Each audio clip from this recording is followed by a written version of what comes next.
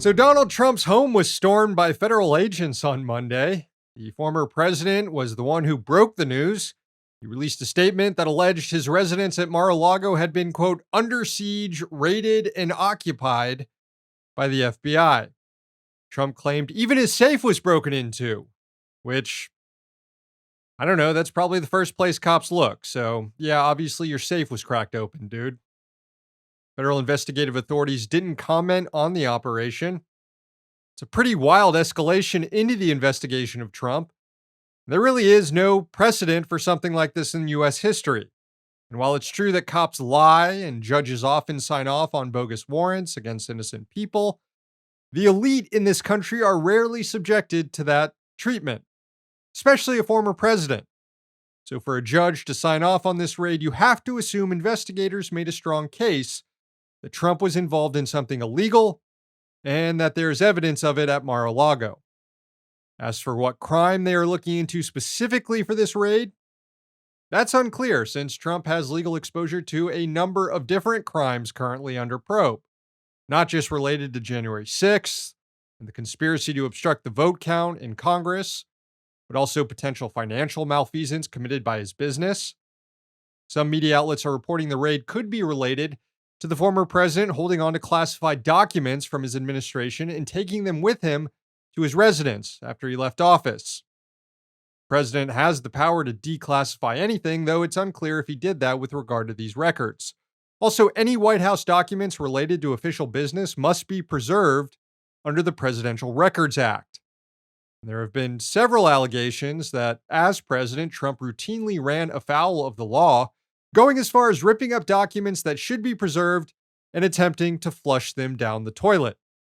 In fact, on Monday, photos obtained by New York Times reporter Maggie Haberman and published in Axios appear to show evidence of Trump trying to get rid of documents by putting them in the toilet. There is a twist of irony here, considering that Trump launched his own political career by promising to lock up his opponent, Hillary Clinton, for the similar crime of mishandling classified information. Former president choosing words like under siege and occupied has an intended audience, right-wing cranks, especially those within state militias from which Trump draws a lot of support. There are already signs that his most fervent supporters won't handle the news well, including those in power. Florida Governor Ron DeSantis claimed that the federal government had been weaponized against Trump, although DeSantis deep down wouldn't mind seeing Trump get pinched, since it's the only way DeSantis can win the presidency in 2024 is if Trump isn't in the race.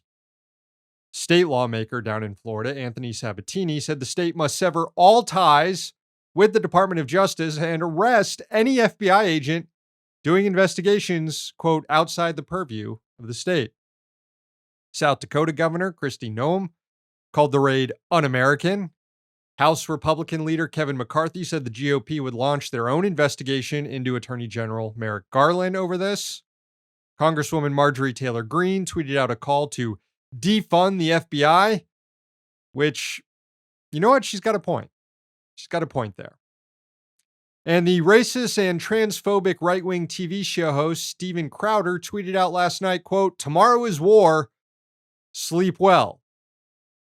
Wonder if by that, Crowder means he intends to get his ass beat again by a union worker.